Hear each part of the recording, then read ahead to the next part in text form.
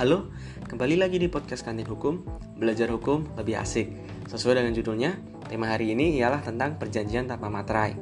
Sebelum masuk ke pembahasan, kami akan sedikit memberikan informasi bahwa Kantin Hukum telah hadir di YouTube dengan channel Kantin Hukum. Jangan lupa like dan subscribe ya teman-teman untuk mendukung Kantin Hukum agar lebih baik ke depan dalam memberikan pengetahuan hukum. Oke, kita kembali ke materi. Jadi teman-teman pasti tahu bahwa setiap kita membuat perjanjian itu pasti selalu ada tanda mencantumkan materai 6000. Nah, pertanyaannya, apakah suatu perjanjian yang dibuat tanpa menggunakan materai itu tetap dianggap sah secara hukum? Oke teman-teman, kita ketahui dulu dasar dari suatu perjanjian. Masih ingat syarat sah perjanjian? Syarat sah perjanjian diatur di dalam pasal 1320 KUH Perdata, yaitu yang pertama, sepakat mereka yang mengikatkan dirinya, kedua, kecakapan untuk membuat suatu perikatan, ketiga, suatu hal tertentu, dan keempat, suatu sebab yang halal. Nah, di dalam syarat sah perjanjian tidak disebutkan tentang penggunaan materai dalam membuat suatu perjanjian. Jadi pertama, berdasarkan ketentuan pasal 1320 tersebut, jelas bahwa syarat sahnya suatu perjanjian tidak didasarkan dengan penggunaan materai.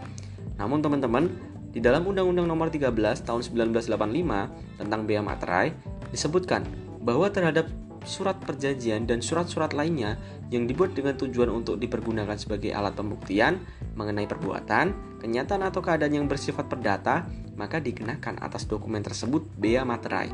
Tapi teman-teman, tidak adanya materai dalam suatu surat perjanjian, misalnya jual beli, bukan berarti jual beli tersebut tidak sah, melainkan hanya tidak memenuhi persyaratan sebagai alat pembuktian.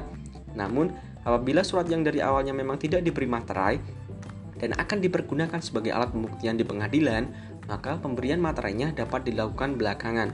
Nah, sekarang tahu kan fungsi adanya materai dalam suatu perjanjian?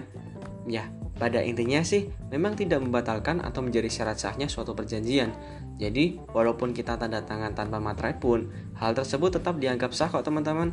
Oke, itu dulu ya materi kita hari ini.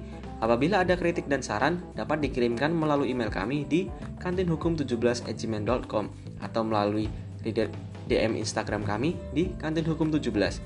Jangan lupa like, komen, serta subscribe channel Kantin Hukum ya teman-teman. Yuk belajar hukum lebih asik bareng Kantin Hukum. Salam.